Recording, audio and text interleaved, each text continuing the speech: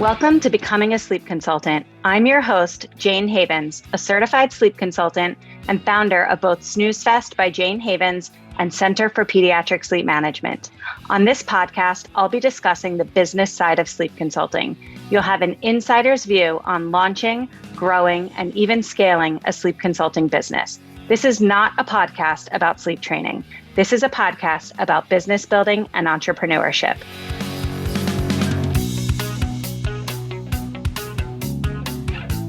Nas is the founder of Next Level Up CEO and the Easy Yes Method.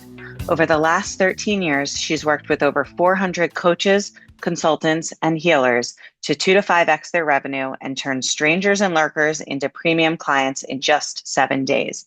She also happens to be my business strategist and business BFF. Nas, welcome back to the Becoming a Sleep Consultant podcast. I always love having these conversations with you. And I always love being here. So thank you for having me again. So I wanted to have you on the podcast because I think it was a couple of days ago, you made a post on Facebook that really resonated with me. And I have it sitting in front of me. So I guess I'll read it or paraphrase. I don't know. I'll decide as I'm doing it. Okay, I'm going to read it. You said, everyone talks about wanting high-paying premium clients, but nobody wants to hear about how you have to be the premium solution to those premium buyers, or that you have to have a sales system that supports how premium buyers buy. And then you said, let me be clear, you have to put in the work to get those unicorn buyers. That really resonated with me in a big way. Can we unpack that? Can you tell me, I'm wondering, first of all, what prompted you to make that post, and tell me what's behind all of that? For sure. First of all, I love that you reached out to me to talk about this because you and I both know this is one of my favorite conversations to have. You and I have it behind the scenes a lot. And I think that the key is to give a little bit of background. I've been in business as an entrepreneur for about 13 years now, in marketing for 20. That's important because I think there are so many people who have jumped into this business world in 2020 and beyond, and they've been sold a dream, or they've bought into this dream that they'll be able to have everything they want with, rainbows and butterflies, and it's going to be perfect right out the gate. It's going to be easy peasy. I'm going to hit that easy button and be all set. And it comes to a point where everyone wants to talk about how frustrated they are with, I'm not getting the type of people who will buy from me, or why is nobody buying here? Why am I having to work so hard?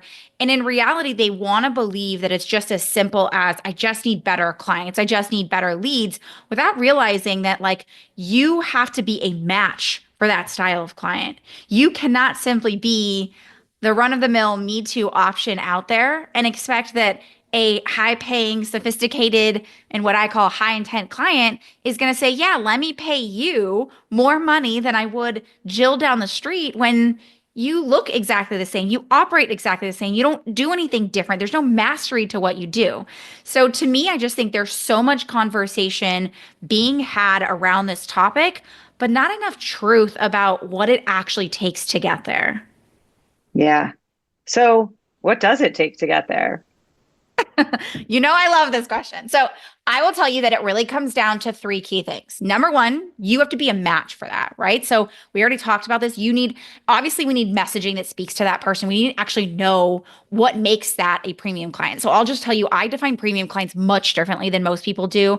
Yes, they're high paying, but more importantly, they're high intent. So these are people who actually are wanting and seeking out a solution to their problem. So you and I even had this conversation years and years ago, where if in sleep consulting, it's someone who's already decided that they will never they can't go another night without getting rest. They can't sit here and wallow in the situation that they're in. They don't want to be convinced. They don't need to be talked into the fact that they should care about this problem. This problem is all they can think about. It's priority number 1 in their lives. So I hear a lot of people who will talk about, oh, you just need to talk to people with money, or you just need to talk to premium clients. And it's well, but premium clients, to me, I define this as high intent. Someone who truly actually knows that they, one, have the means and want it, they're qualified to wanting that, but also have the intent. They want to be able to solve this problem. This is a priority. So that's number 1, is I really, truly think defining who that is in your world.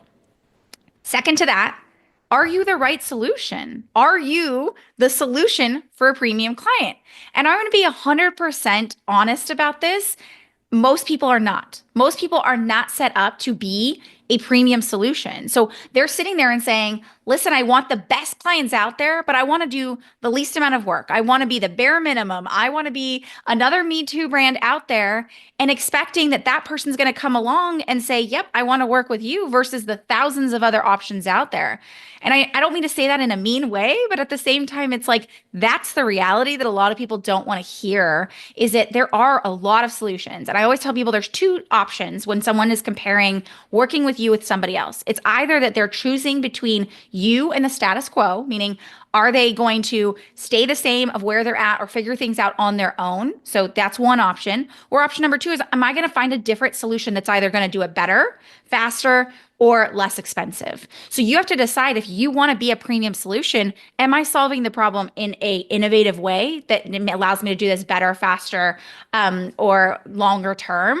Or am I doing this for cheaper? You have to make that decision and decide how am I competing in the market space? And so many people have never given this two seconds to think about.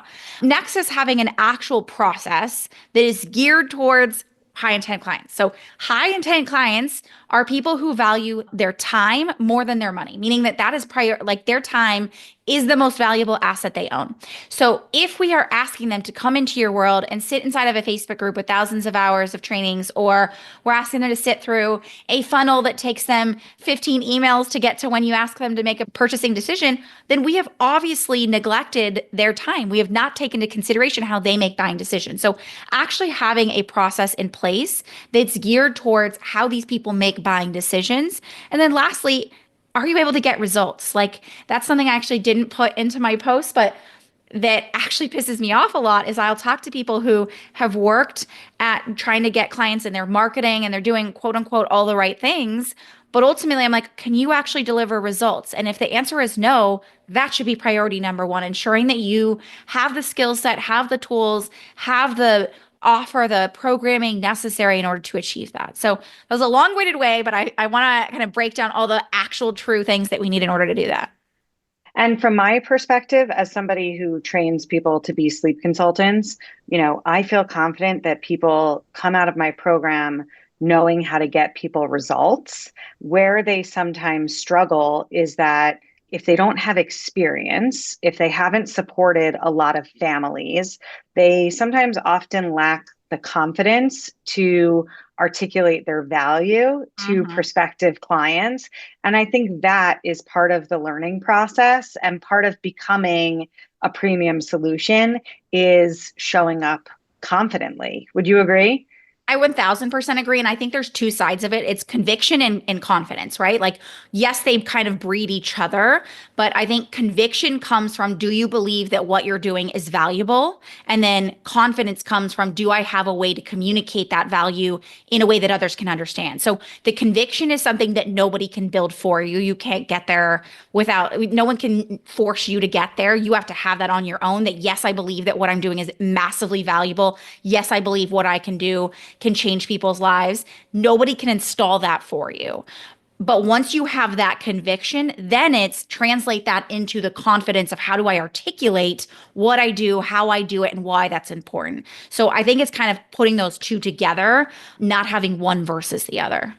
Yeah. Okay. And how much do you feel is skill versus mindset? Like, I know it's a really tricky question, right? But, I think about people who come out of my program and a lot of them, they have the skills and they just lack the mindset Yeah. to get it all going, right? And if we can put our brains in the right place and really position ourselves to believe that we have authority and that we have the power to get people results and that we are the solution to this problem, then all of a sudden business looks a little different.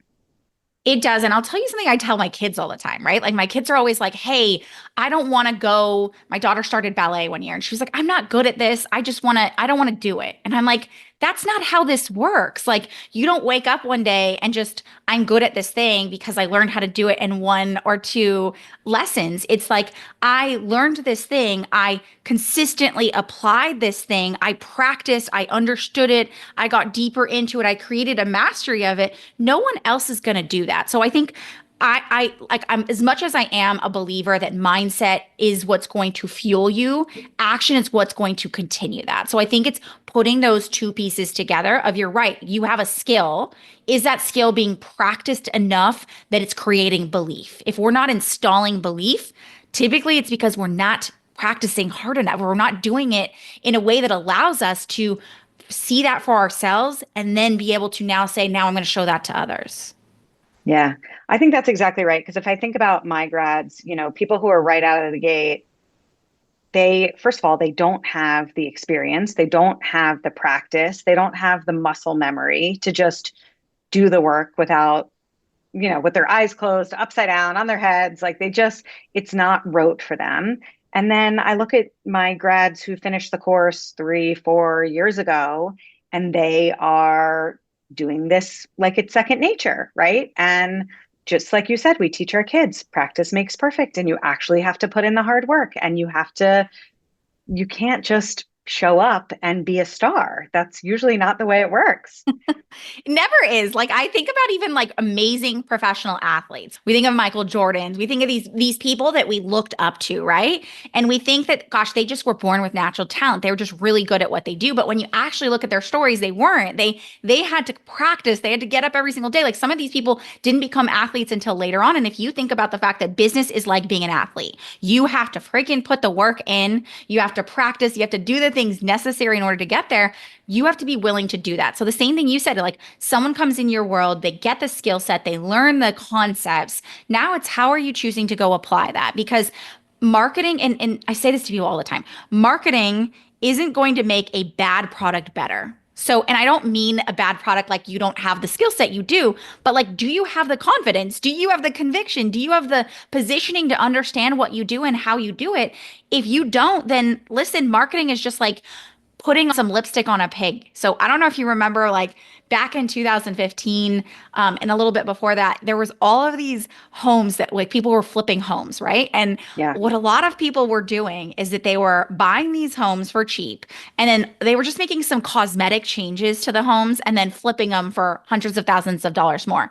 And of course, on paper, they looked great because all the things that were actually wrong were covered up temporarily. And yet when you got into the home and the person purchased the home, there was all these issues and you're thinking, "Oh my gosh, what did I buy here?" You don't want to do the same thing in your business, right? You don't want to have fantastic marketing, but then not actually have the conviction, not have the positioning, not have the deep understanding of your work and how it works. Otherwise, you're essentially like getting people to buy into something that's just all fake. It's all not there. So I always think of it from that standpoint of that we really have to have a clear understanding of that. So for your people, it's like you learned the skills. You have the tools necessary at this point in what you're doing.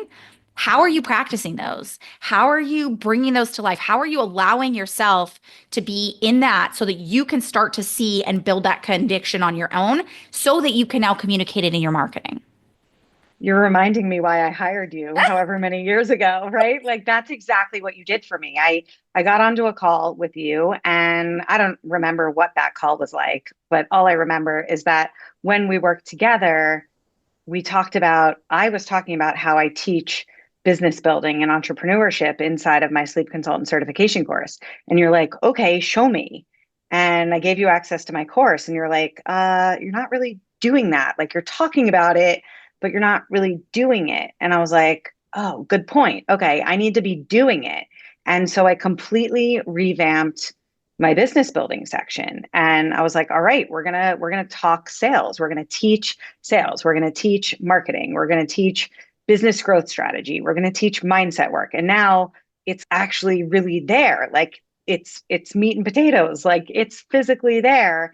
And when it's actually physically there, and when you own it and it's yours and you created it with your own blood, sweat, and tears, it's a whole lot easier to present it to the world as something really wonderful, because it is like it's my baby. I made it, like I did it myself. And that was a really valuable experience. Was like I thought I was doing something, but really I was just talking about something. And then we shifted to actually doing it. And that's when my business really started to rock and roll, right? And so that I love that about you. Like I love that you always notice that. It's like you have to actually be doing Good. what you say you're doing. Like crazy thought, we actually have to be good at what we do. Like it's crazy that even me saying that sounds like a crazy thought, but I think we've become so accustomed to being good enough that we aren't willing to realize that we have to be better. We have to be willing to say, I'm going to be the best. I'm going to be a hard worker. I'm going to put the effort in. Like if 2024 taught us anything, it's that only the strong survive. It's that I've watched a lot of business owners who have told me it's been hard. And it's like, what the difference between those who have had successful years this year, even if it was difficult, versus those who did not, were those who understood that it required them to put in the work. It required them to own up and to take us next level, like do things at a level of mastery that others would not. And that is truly like if you look at entrepreneurship, you and I have this conversation all the time. It's why we get along so well. Is like it's not about just half-assing your way through things. It's like actually putting the effort and energy in to being the best, to being amazing, to being incredible. Yeah, you have to commit to greatness. I Yes. tell people that all the time. People who are just starting in this field and they're like, I'm really frustrated. Like, I don't have any clients this month. And it's like, are you committing to your own greatness? You literally just got started. So it's okay if you don't have a client right now. That's fine. But what are you doing to commit to your own success down the road? Are you just swirling and stewing and being frustrated about your current circumstances, or are you scooping up every nugget of knowledge and every little grain of expertise that you possibly can to be the best of the best? And I think it's something that you and I naturally get, which is we can't wait for opportunity, we create opportunity. And I think that that's just the truth is you either can sit there and wait for opportunity and sit there and complain about the fact that I didn't get that success because I waited for it. I thought it would just happen and things should just be here. Or am I creating opportunity? So when things don't feel like they're moving in the direction that I want, am I saying, how can I create opportunity from this? Where is that place? And I think the more that we can install that belief from the beginning in your work to know that you are not saying, I will only be successful if when the stars align, when things go exactly as planned, if these things happen, like that is unrealistic. What real growth is I will be successful regardless. I will be successful no matter what happens. I will find a way. And that is that mindset of what we're doing and what we're putting together for ourselves that ultimately, again, going back to like, you want the best clients, you have to continuously choose to be the best at what you do. You have to continuously choose to up level where you're at, what you're doing in order to achieve that. And it doesn't mean that it's going to be hustling all the time. It just means that you have to be able to be willing to see that version of what you want and work towards it consistently over and over and over again and understand that's not always going to go according to plan. There's a really fascinating fact that maybe you guys would like to is that Mr. Beast, who's like crazy successful on YouTube, he says that there's nothing that he's doing that's like he doesn't feel like he's better than other people. But what he does know is that he implements faster than anybody else he knows. So if he has an idea, he applies it and implements it immediately. He doesn't sit on it. He doesn't stew on it. He doesn't let it happen and wonder what's going to happen. He's the fastest to implement, which means he allows himself to fail as quickly as possible so that he can consistently iterate from that. And I think there's just some power in that, especially at the beginning state of your business, is that you're either going to be paying in time or money. Time is I'm willing to fail forward as quickly as possible as I can, or I'm gonna invest in a solution to solve for my problem. It's one or the other. Just like we're asking other people to invest with time or money, we're investing our time and money to make that. But I think the more we understand that, the better it is for us to see the path forward.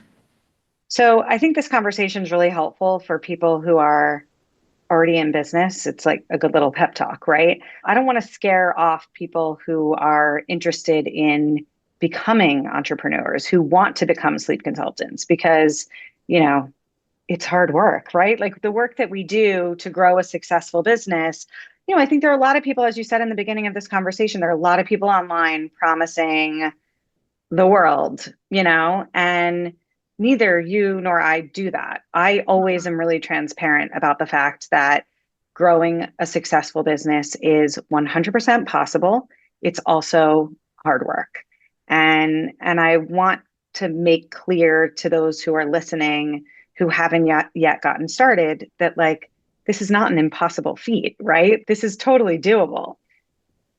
Yeah, I think it's a matter of, again, installing from the beginning that you're willing to do what it takes to get there. And I think that's the thing is it's not, nothing's impossible. And what's going to allow you to be successful is that conviction, that belief in what you're doing, having the right skill sets, having the right tools that will allow you to be successful, and then choosing to be successful again and again and again. I don't think it's rocket science, but I do think it takes work. It's not impossible. It just requires you to have that conviction, that belief, and that confidence in order to do that. Are there any sort of nuggets of advice or suggestions for habits or routines that you suggest to your clients so that they can continue to put one foot in front of the other and not quit before gaining traction? I would say it's understanding your market. I'll be honest with you, it's like probably one of the least talked about, but the more you understand your market and the needs that are of the market, the easier it becomes for you to be successful. Because whether it's how you speak to high intent clients or how you position yourself as the right solution, that's all understanding your market. So the more you understand that, what are people naturally experiencing right now? What is it that's their struggle? What is it that they feel like people aren't answering? What is it that they really truly need? What does that look like for them emotionally? What does that look for them physically? Like really truly understanding your market. The more you can get down and dirty in that, the better. I always ask people the question of like, what makes you different from anybody else? And that's a scary question, but it's one that you should be able to answer. And the way to know that is what's happening in the market. How are other people doing things? What are other people telling them? So if I were to say like what truly guide success and is a good way for people to really dig their feet in. It's to understand the market. Like when we work with our clients, we literally sit down and we go through a whole market research process, regardless of where they're at in their business, because the more they have a deeper understanding of that, the easier it's going to be for them to speak to what they do, for them to speak to the right people, because they'll understand the needs of that person and they'll understand how they're solving for a gap in the market. So I think really, if I could say, sit down and look at 3 or 4 of your competitors, take a look at what they're doing. How do they get success? What are they promising? What do you think is missing? How are you doing things differently? That alone would give you a good starting point. But also, don't be afraid to ask questions. Ask questions of your market. Ask questions or look for existing questions if you're uncomfortable asking questions, but ask questions of your market, whether that's with collaborators who also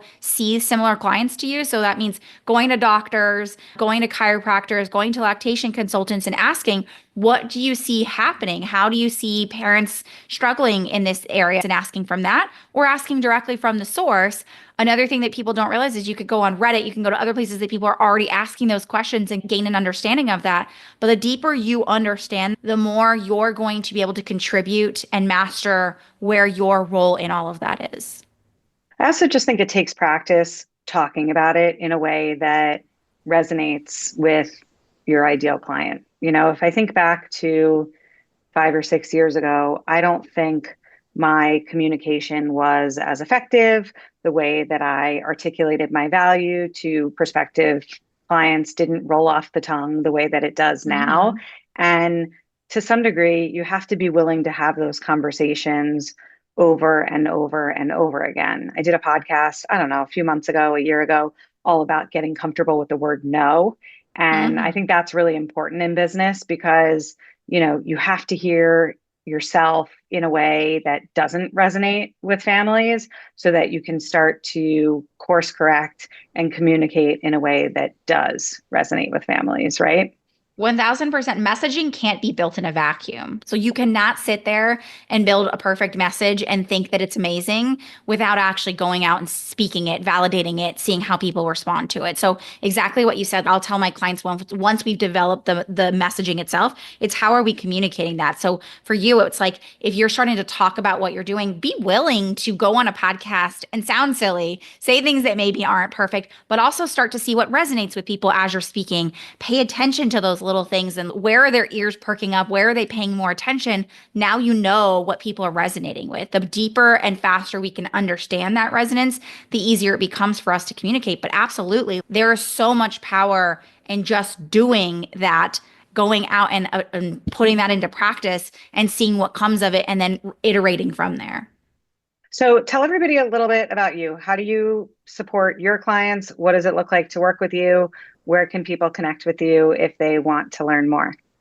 Of course, I'd love it. So, first of all, you can get to know my whole process and what I call a Netflix effect of how we actually get our leads to sell themselves. You can check out my entire mini series by heading on over to easyesleads.com. So, easy peasy way to check out how we kind of do things. I work with clients in a variety of different ways. For your world, it's most likely in my Growth Bridge program. I support my clients in actually helping them develop an entire end-to-end strategy of building their messaging, their positioning in the market, knowing what their method is, and then developing an entire marketing and sales system so that they have something that's repeatable, that isn't tech heavy, isn't built on them spending hours and hours a week, but allows them to really put that into play so that they can create the steps necessary. And we look at things very holistically. So we're not looking at building one piece like, hey, here's your social media. It's how do all of the pieces work together so you walk away with the entire system. So we have our Growth Bridge program that does that. It's an absolutely amazing way to kind of get a feel for that and build out a system that is repeatable